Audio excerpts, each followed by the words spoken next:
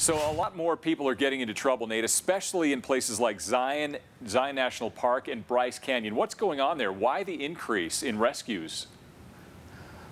Rangers think it's just a factor of how many more people are visiting the park. I mean, both Zion and Bryce have seen visitor increases of about 50% over the last couple years. And then once they get in Zion and Bryce, they start hiking on trails and don't realize how difficult it is. Bryce especially sits at a much higher elevation than most of the visitors live at. And so they just get wore out and get in distress, and they need help. So it sounds like more people are there and more people are getting in over their heads because perhaps they don't have the same kind of backgrounds that they should have.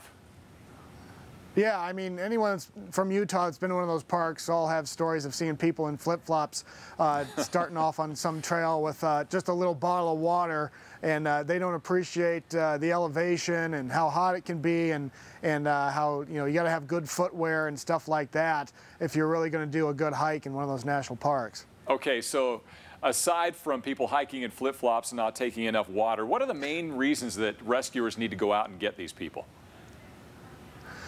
Well, I mean, again, people just underestimate what it takes to hike in some of these conditions. I mean, one ranger told me about a story at actually Grand Canyon National Park, where rangers set up about 1.5 to 3 miles down the trail, and basically they just wait for people to come through needing help.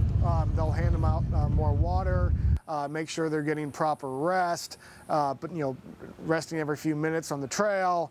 And if they do need distress, rangers are there to try to help them out somehow, whether that's actually escorting them back up the trail, or in worst case scenarios, they'll call in a helicopter or a team on an ATV or something to haul them away.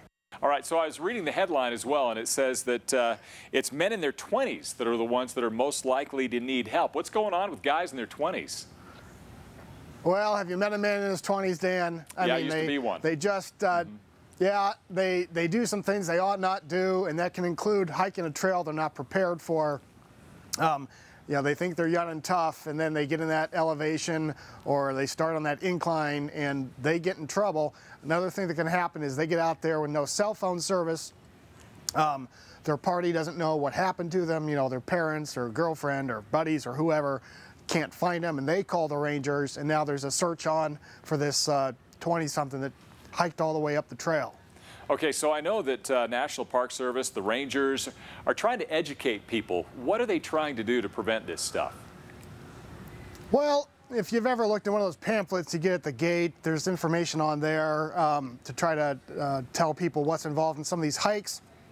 They'll also position rangers or volunteers at trailheads or 1.5 to 3 miles up the trail, watching for people in distress.